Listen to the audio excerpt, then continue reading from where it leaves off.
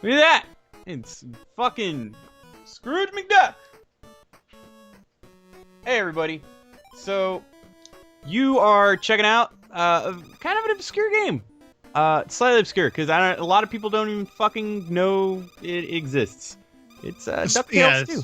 Especially in the U.S. There weren't especially many of these made.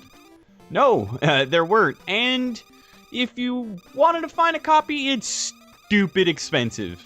Like, around the tune of $190 cartridge only. yeah, it's fucking dumb expensive. I really lucked out having this. So, in fact, I tried to try to get in on Rescue Rangers 2. Really, really expensive, like 150 bones. Yeah, that one there is also quite a bit on the pricey side. And also not as good as DuckTales 2.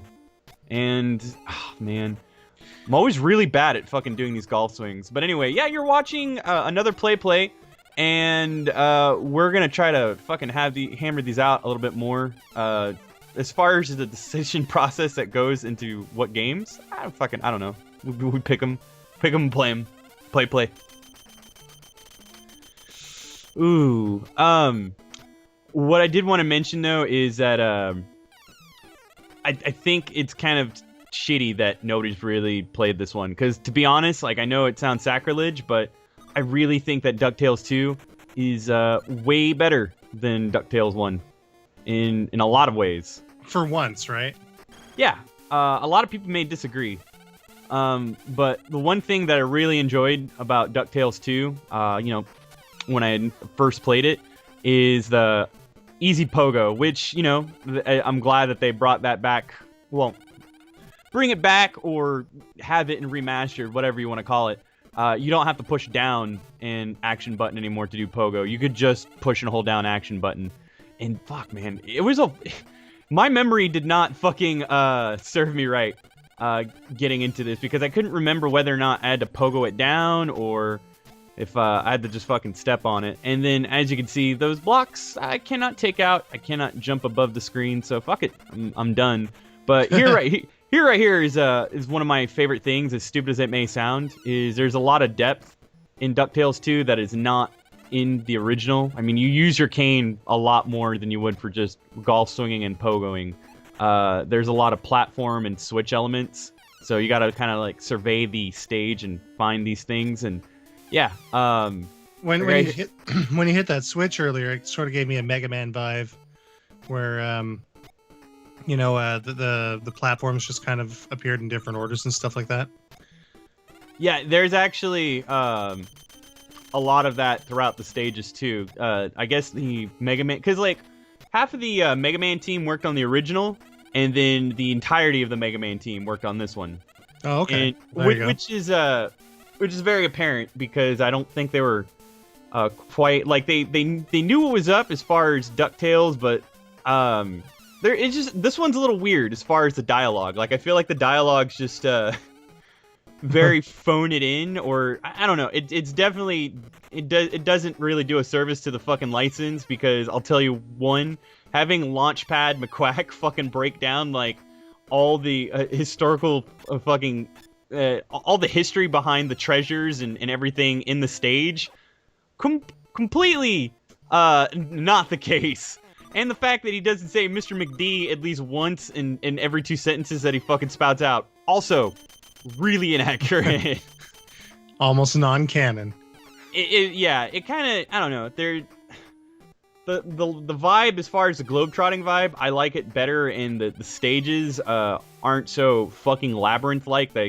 Well, I take that back. There's one, and I'll hit the stage before the end of the play, but I hit up Egypt, and you'll see like my concern with that one. But it did keep a quality that I kind of mentioned in my DuckTales review. That I actually really wanted to make it into remaster, and it didn't. Like, I don't know, people bitch that remaster was kind of babyfied, where it should have been babyfied, and I didn't mind it much at all. But in the original DuckTales, even though all the stage selection's non-linear, you still have to kind of you know, as fucked up as it sounds, pick some stages in a certain order in order to get by without spending more time. So, like, for example, fucking so greedy. So greedy. Well, this is Scrooge McDuck. Right? Let's be real. Yeah, I like that there's a difficult setting in this one. It's not really in the original. It's easy or normal. This one's just like, you want it hard? We'll give it to you hard. But, so is this being played on normal or easy? This is being played on normal. Both playthroughs. Oh, or 3 playthroughs. I don't know. I was not expecting DuckTales 2 to be as difficult as it was, because I can get through the original in like 8 minutes. I can speedrun that bitch, but yeah, DuckTales 2 is a completely different beast, and it's weird to say that, but it is. But yeah, like, you couldn't get to Transylvania, or couldn't get through Transylvania, for example, the first one, without getting an item in the African mines. That is completely taken out and remastered. You can just do however you want it. While in here, you noticed earlier when I was in Scotland, I couldn't get through some certain blocks. Yeah. Yeah, and here's another thing. Uncle Scrooge is usually what the nephews call you. They don't fucking fully pronunciate uncle. So get it right. It's Uncle Scrooge. But yeah, there's an item that a gyro gear loose gives you that allows you to break through those blocks. So it's not really necessary to beat the level, but it is necessary to get something out of that level. So yeah, there's a lot more cryptic bullshit to collect and do. And there are power-ups that, well, I don't know if you call them power-ups, more like enhancements, that weren't in the original. So there's that. Another thing that's really weird is, I want to believe this is true, but the invincibility is not in the second one. Hold on a second, wait. Is that your nephew or your niece? I don't that's remember any. Yeah, I don't seem to remember her at all. Yeah, she was Mrs. Beakley's niece. No idea. No idea? I used to watch a lot of DuckTales, but I don't remember that. Oh, dude, that's Webby. Webbigale. Weird. That is weird that you don't remember. Yep, that's my old brain. Man, it's I don't know. The NES sprite isn't exactly doing her justice, but yeah, that's one thing that I always found super weird. That I don't think anybody's ever really talked about in DuckTales. So, like, Scrooge is sporting his Carl Barks gear. Carl Barks being like one of the main people behind Scrooge McDuck and the main dude behind Duckburg, the Beagle Boys, and everything. And he, you know, that's from the comics Uncle Scrooge. It's what DuckTales is strongly based off of. But in the comic, Scrooge has like the same attire, except his overcoat is red and like his feet bandoliers are white, which is the colors that you're seeing in the sprite work. However, you know, DuckTales, it's blue and red, with the bandoliers being red on his feet and his overcoat being blue. In the ending of the first game, like in the cutscenes, you see the traditional DuckTales blue and fucking red, but in the game, yeah, red and white. Don't get it. Huh. And Gyro Gear Loose is about to hook me up with that fucking item. The iron adapter. Yeah, but like there's a lot of like nifty little things that you got to do in DuckTales 2 that you didn't really get to do in 1. Like, I don't know. It's really weird when like I was reading an EGM review of this back in like in the 90s, early 90s, that was archived, and they didn't give the game a bad mark, but fucking cock. I noticed, like, when you were coming through here, that one part where you selectively broke a single rock and then, like, smacked the other one up to break the chest. I was wondering how you're going to do that. It's kind of a clever way to do things in this. Yeah, the one thing in the original and they brought back and remastered, so now I can totally take out those fucking rocks.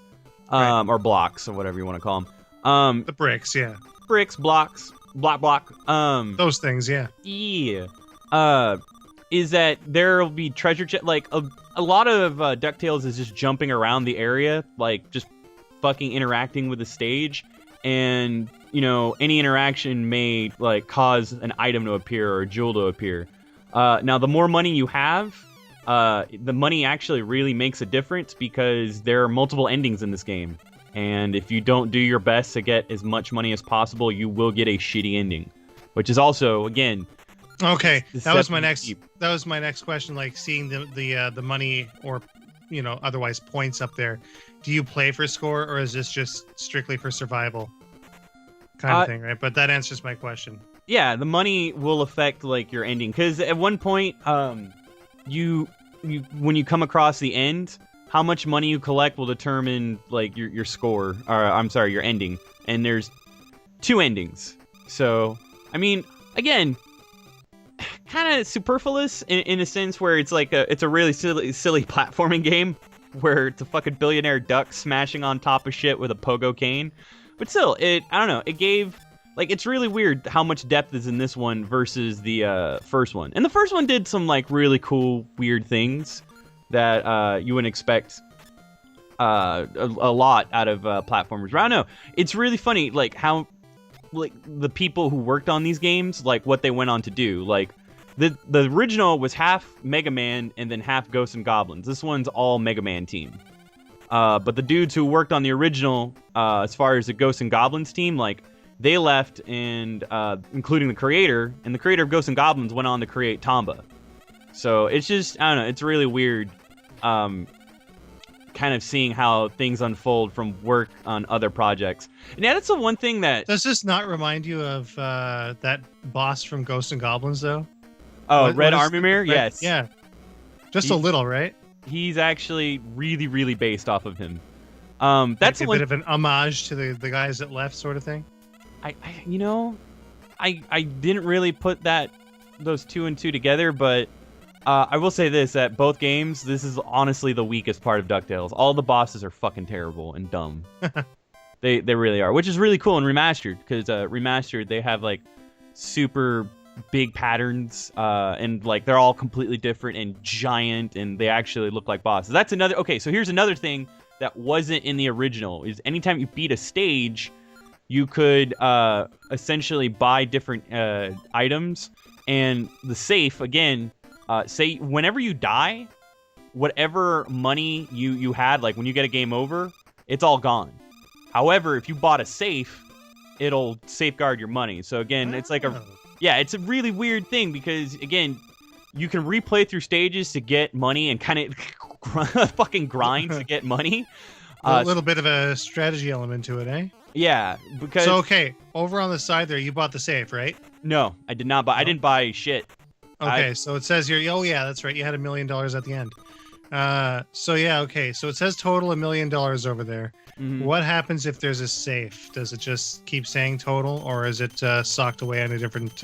No, it'll keep saying total. It's just that when you get a game over and you start over again, that total will be unchanged. So if I were to get a game over right now, if I were to fucking die, I would lose all the money that I earned from Niagara. And again, the money, it has a lot more importance than like the game like fucking outright says. I mean, granted, you're playing a game with Scrooge McDuck. That's all he thinks about is money. However, like it actually affects the dynamics of what ending you're gonna get.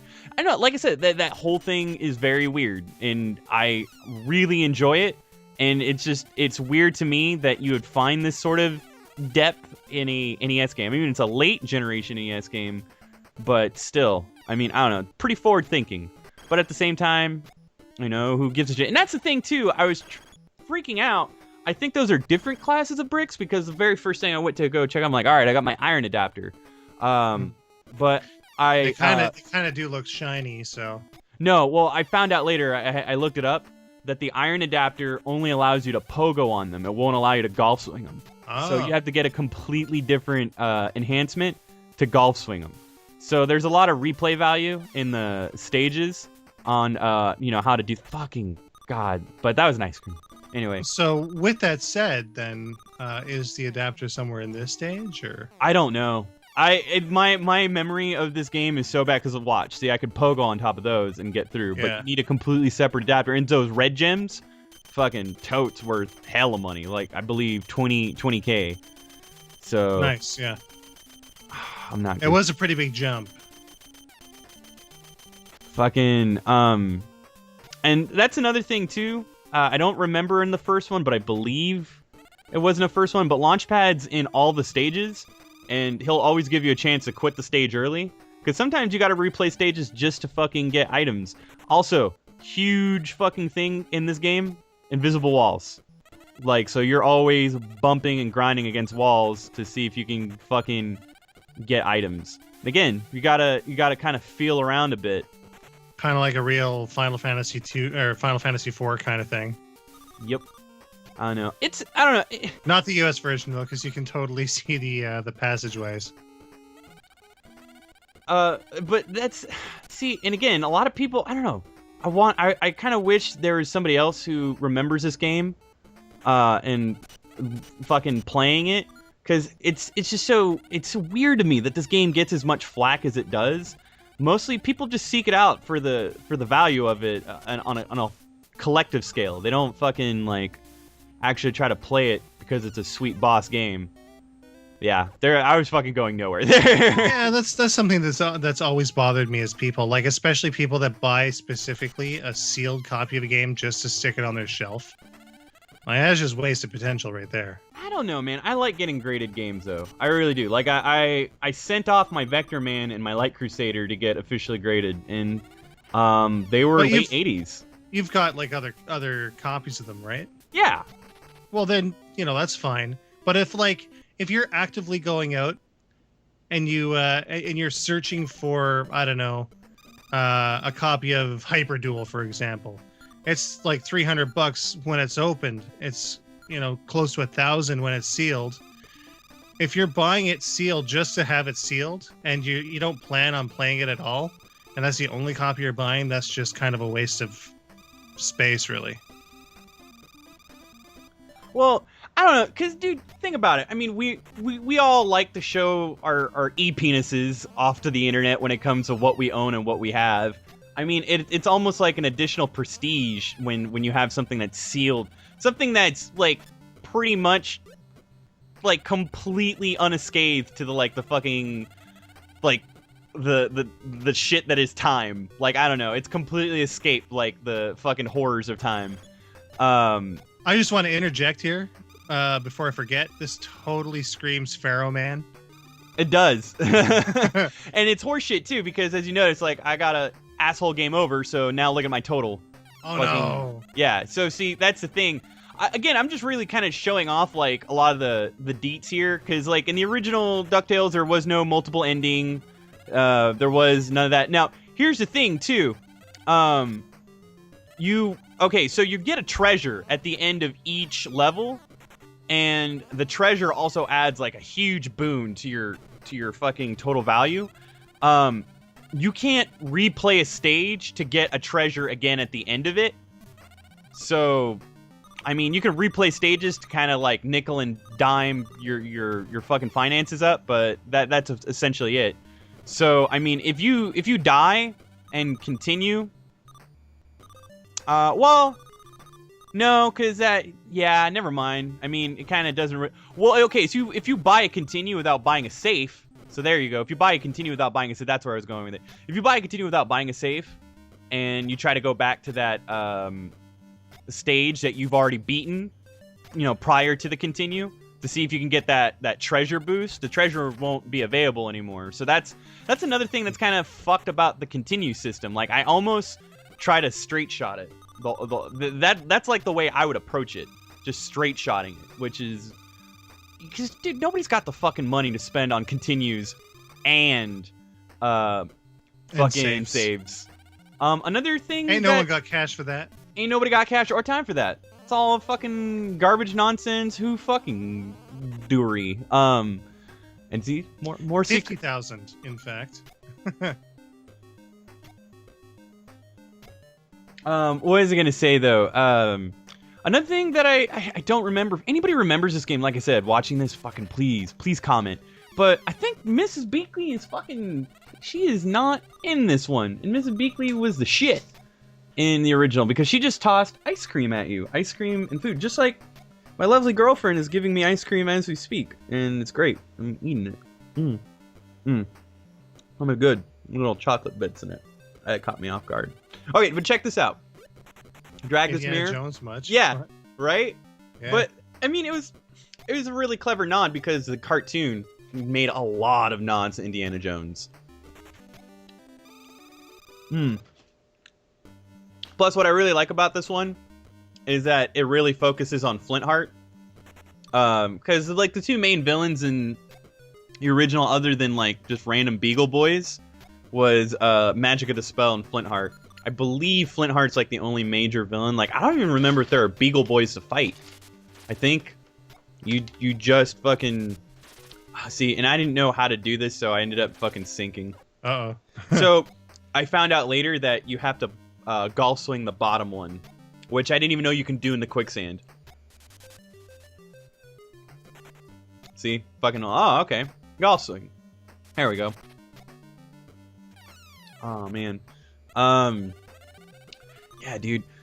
And I was always kind of curious, so apparently, you know, checking out, like, a review, like, okay, the review just hit the site, so I gave it a 3.5 out of 5, because it's good, but... We're talking remastered, right? Yes. Okay. Because, okay, so it's good, but there's, like, way too much exposition, to the point where it breaks up the game, and, like, at the end of the day, this is an NES platformer. It doesn't, like, the beauty of the NES is that it didn't have all that story, and you kind of just, like, you just needed some excuse to fucking commit, like, fucking 8-bit murder. That's really all it was. Yeah. So, I didn't mind, like, because the exposition is amazing. It takes, like, the thing that I love the most about Remastered is Jake Kaufman not only remixes all the tunes from the original, but they take all the compositional tracks from the show. So anytime there was a cutscene, for example, and like some shit was going down, they would play the same dramatic overture that you would hear on the show. So, okay.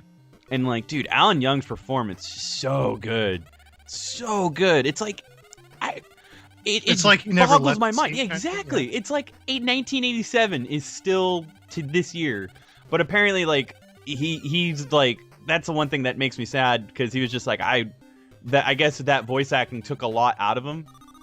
Okay. And he's just like, he straight told everybody he's not going to be able to do that anymore. Which I don't know if there's any sound alikes, because who do they get to do a sound alike? Like, I don't know. I don't remember. Like, I know that the new person doing Scooby-Doo, for example, sound alike but pretty authentic. But I'm trying to think Disney status, because like, okay, well, I mean, there was Robin Williams versus whoever did the genie in Aladdin. Dan Castanella, man. You know who Dan Castanella is? Homer Simpson. Oh, really? Mm-hmm. Go on. Yeah. Now, Dan Castanella actually did voice work for a lot of the Disney cartoons. That's crazy. You know what I just found out too? Is because I was kind of like going back, you know, doing some research, because I remember like Raw Tunage. I remember the Disney Afternoon Block, but everybody always forgets about Marsupilami, and I never really cared for Marsupilami because I thought it was stupid. Come to find out that it is a very popular work of like he's a French character. He had his own comic and everything since like 1972. Like he was like when there was Tintin and the Smurfs, there was Marsupilami. And it was crazy too, because like the Disney take on him, he's like this obnoxious like Uba Marsupilami and then Maurice. Like he had a fucking dumb gorilla companion that was voiced by Jim Cummings, and he did dumb stuff. While as in like the French version, which they just re-released a cartoon back in 2009 that's still going on. It has very like similar character design but completely different animation. Dude, like it's actually super sweet, and he has like a Marsupilami girlfriend and kids, and he's like the king of the jungle, and he actually has like little adventures, like they fight against like jungle plagues or fucking like predators, or like people who try to upset nature and like eco-terrorists. It's fucking weird. I got lost in a little bit watching it on YouTube. So I don't know, funny things that you come across. But anyway, right? Yeah, that's DuckTales 2, you guys. You guys want to play it? Spend hundreds of dollars. I don't know. DuckTales, unfortunately, remastered. I think it did well successfully. Like, commercially, it did well. It's a shame that critically it wasn't, I don't know, wasn't received as well as it could be. It's like really mixed. I liked it. I think, Could have been better. it looks as if it was pretty heavily overlooked. Yep. I don't know. Could have been better, but there you go. There's DuckTales 2. If you guys are curious about it and you still have an NES, you should get it. Or pray to the Capcom gods. That they may do this one. If anything, I really would rather have Rescue Rangers Chip and Dale and see how they do that. So, yeah, there you go. This is George Boyzax. And this is the original Sarah. And you enjoyed PlayPlay. See you next week. I don't fucking know what we're playing. I don't know. We should really get that Hellfire one out of the way. Yeah, we should.